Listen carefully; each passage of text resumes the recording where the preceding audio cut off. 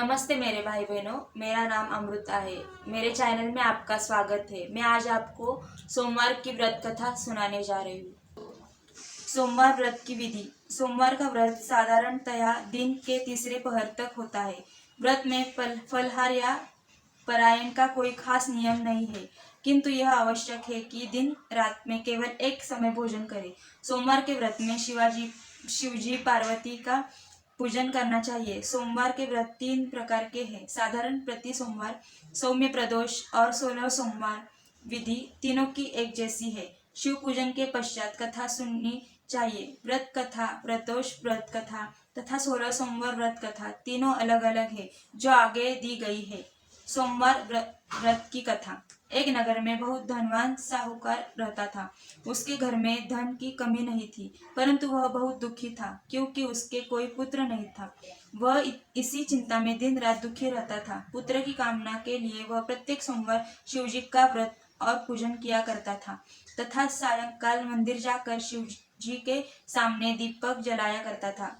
उसके इस भक्ति भाव को देखकर एक समय माता पार्वती ने शिवजी महाराज से कहा, महाराज, यह साहूकार आपका अनन्य भक्त है, सदैव आपका व्रत और पूजन बड़ी श्रद्धा से करता है।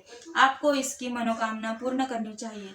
शिवजी ने कहा, हे पार्वती, यह संसार कर्म क्षेत्र है। किसान खेत में जैसा बीज बोता है, वैसी फसल काटता है। उसी तरह मनुष्य इस संसार में जैसा कर्म करते हैं, वैसा ही फल भोगते हैं। माता पार्वती ने अत्यंत आग्रह से कहा, महाराज, जब यह आपका अनन्य भक्त है और अगर उसको किसी प्रकार का दुख है, तो उसे आपको अवश्य दूर करना चाहिए।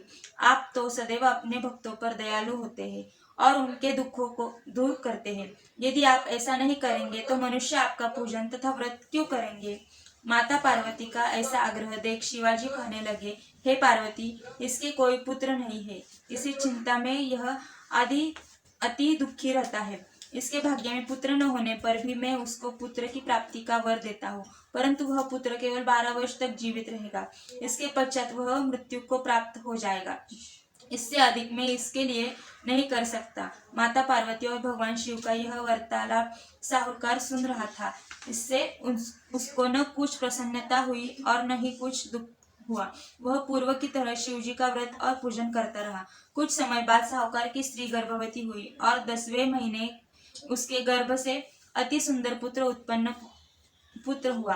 साहूकार के घर में बहुत खुशी मनाई गई, परंतु साहूकार तो यह जानता था कि उसकी केवल 12 वर्ष की आयु है, इसलिए उसने अधिक प्रसन्नता प्रकट नहीं की और न ही किसी को यह भेद ही बताया। जब वह बालक 11 वर्ष का हो गया तो बालक की माता ने उसके पिता से उसका विवाह करने के लिए कहा।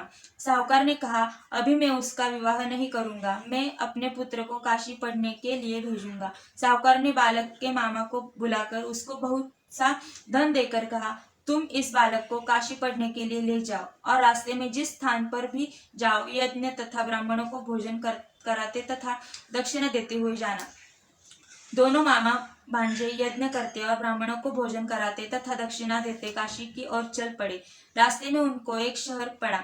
उस शहर के राजा की कन्या का विवाह था, परंतु जो राजकुमार विवाह कराने के लिए आया था वह एक आंख से काना था। उसके पिता राजा को इस बात की बड़ी चिंता थी कि कहीं राजकुमार को देख राजकुमारी तथा उसके माता पिता विवाह में किसी प्रकार की अड़चन पैदा न कर दे। जब उसने अति सुंदर सेठ के लड़के को देखा तो मन में विचार किया कि क्यों न द्वाराचार के समय इस लड़के के वर का काम चलाया जाए। ऐसा मन में विचार कर राजकुमार के पिता ने उस लड़के और उसके मामा के बात की।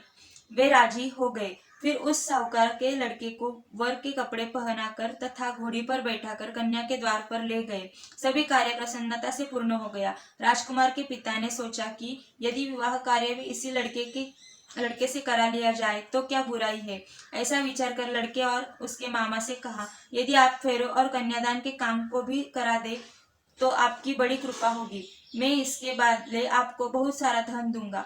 दोनों ने इसे सहर्ष स्वीकार कर लिया और विवाह कार्य भी बहुत अच्छी तरह से संपन्न हो गया। सेठ का पुत्र जिस समय जाने लगा तो उसने राजकुमारी की चुंदड़ी के पल्ले पर लिख दिया, तेरा विवाह मेरे साथ हुआ, परंतु जिस राजकुमार के साथ तुमको भेजेंगे वह एक आग से काना है। मैं काशी जी पढ़ने जा रहा हूँ। सेठ के लड़के के जाने के पश्चात राजकुमारी ने जब अपनी चुंदड़ी पर ऐसा लिखा हुआ पाया तो उसने काने राजकुमार के साथ जाने से मना कर दिया। उसने अपने माता पिता को सारी बात बता दी और कहा कि यह मेरा पति नहीं है, मेरा विवाह इसके साथ नहीं हुआ है। जिसके साथ मेरा विवाह हुआ है वह तो काशी जी पढ़ने गया है। राजकुमारी के माता पिता ने अपनी कन्या को विदा नहीं किया और बारात वापस चली गई। उधर सेठ का लड़का और उसका मामा काशी जी पहुंच गए।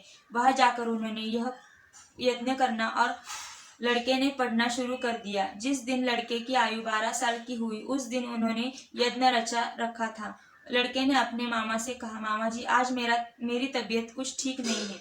मामा ने कहा, अंदर जाकर सो जाओ। लड़का अंदर जाकर सो गया और थोड़ी देर में उसकी प्राण निकल गई।